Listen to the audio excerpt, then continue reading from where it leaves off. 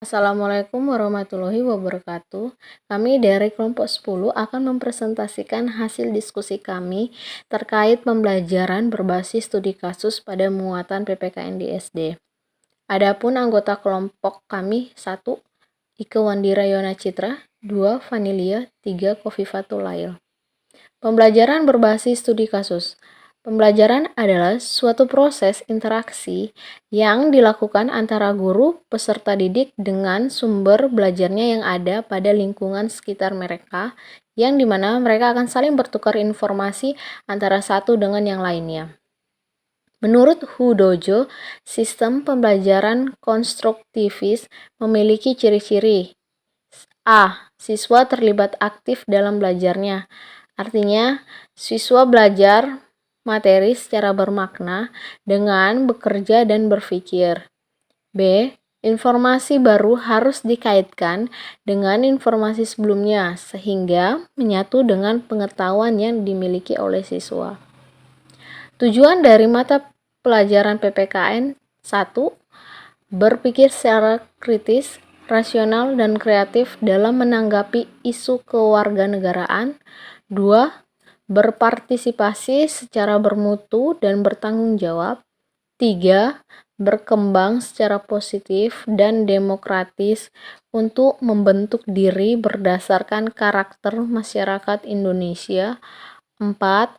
Berinteraksi dengan bangsa lain dalam percaturan dunia, baik langsung atau tidak langsung dengan memanfaatkan teknologi informasi dan komunikasi.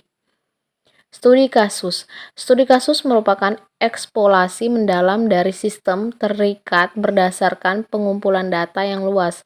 Studi kasus melibatkan investigasi kasus yang dapat didefinisikan sebagai suatu entitas atau objek studi yang dibatasi atau terpisah untuk penelitian dalam hal waktu, tempat, atau batas-batas fisik.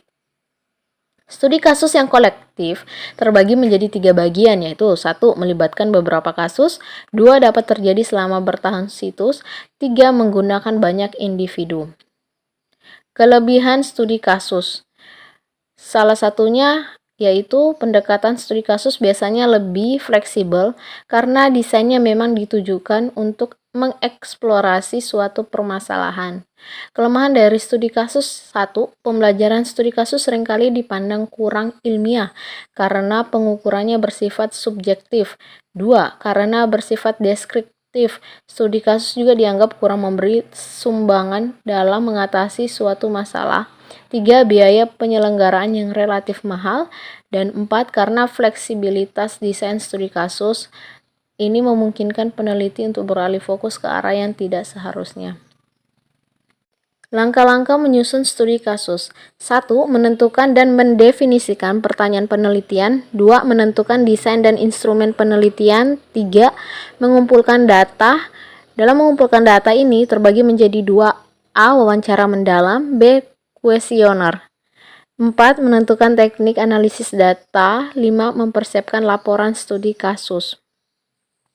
Pembelajaran menggunakan studi kasus pada muatan PPKN di sekolah dasar terbukti sangat efektif karena dengan menggunakan studi kasus ini peserta didik menjadi lebih aktif dalam mengikuti proses belajar mengajar dan mereka menjadi lebih antusias serta mereka dapat memahami materi dengan baik. Implikasi pembelajaran berbasis studi kasus pada PPKN 1.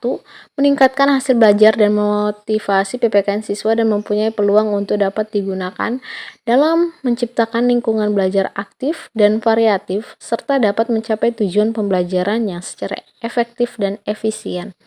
2. Mempunyai manfaat bagi siswa agar memahami mata pelajaran PPKN sebagai suatu mata pelajaran yang menyenangkan serta dapat meningkatkan hasil belajar dan motivasi pada mata pelajaran PPKN siswa. Langkah-langkah pembelajaran. Dalam langkah-langkah yang akan diterapkan oleh guru PPKN untuk siswa yaitu memberikan sebuah motivasi dan pertanyaan seputar materi dari berbagai contoh kasus-kasus mengenai ancaman negara. Sikap demokratis peserta didik dapat terbentuk menjadi 5 bagian. 1. Bekerja sama dalam kelompok.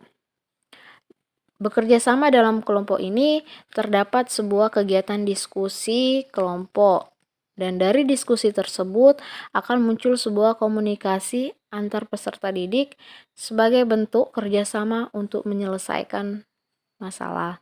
2. Sikap menghargai pendapat orang lain. Di dalam diskusi kelompok ini, peserta didik saling mengutarakan pendapatnya dalam pemecahan masalah. Hal ini dapat melatih peserta didik agar mereka mampu menghormati dan menghargai pendapat temannya yang satu dengan yang lainnya. 3. Berani berpendapat.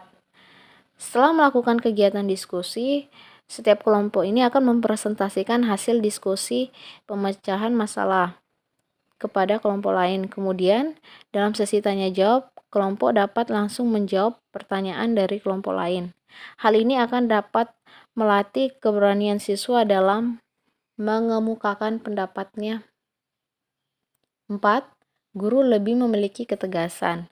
Artinya di sini guru akan menegur siswa serta memberikan sebuah peraturan kepada peserta didik yang ramai sendiri. 5. Siswa diberikan perhatian khusus dengan selalu dilatih terus untuk berani dalam mengutarakan pendapat serta dapat diberikan sebuah motivasi. Hasil belajar merupakan hal yang dapat dipandang dari dua sisi, yaitu sisi siswa dan dari sisi guru. Dari sisi siswa, hasil belajar merupakan tingkat perkembangan mental yang lebih baik bila dibandingkan pada saat sebelum belajar, menurut Dimyati dan Mugiono. Menurut Howard Kingsley, ada 3 macam hasil belajar. 1. Keterampilan dan kebiasaan. 2. Pengetahuan dan pengertian. Dan ketiga, sikap dan cita-cita. Hasil belajar merupakan sebuah tindakan evaluasi yang dapat mengungkap aspek proses berpikir, juga dapat mengungkap aspek kejiwaan lainnya, yaitu aspek nilai atau sikap, dan aspek keterampilan yang melekat pada diri setiap individu peserta didik. Menurut Sudijono. Adapun upaya meningkatkan hasil belajar siswa, antara lain 1. Penguasaan metode-metode ajar, 2. Penguasaan model-model pembelajaran, 3. Penguasaan teori-teori belajar, 4. Penguasaan teknik-teknik tertentu, 5. Penguasaan peran, 6. Fungsi, dan 7. Kegunaan mata pelajaran. Demikian hasil presentasi dari kami. Sekian dan terima kasih. Assalamualaikum warahmatullahi wabarakatuh.